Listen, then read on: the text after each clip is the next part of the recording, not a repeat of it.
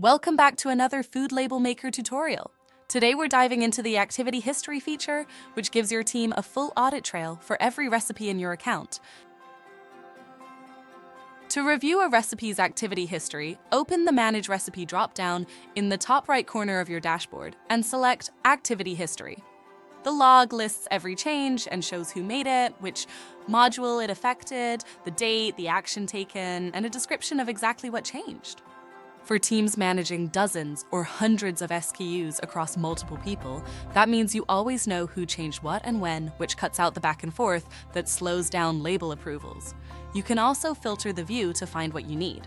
You can filter and choose by team member to see one person's edits, or by module to focus on ingredients and recipe details, or even by action to see only what was created, updated, or removed. From there, you can quickly spot an allergen being added or removed, an ingredient being swapped, or a new tag being applied, so quality teams catch labeling errors before they ever reach print. Because every entry is date-stamped and ready to export, your compliance team keeps fewer manual records, and you have a verifiable trail to hand over the moment a regulator asks how a label was developed, or if a supplier flags an ingredient you need to trace.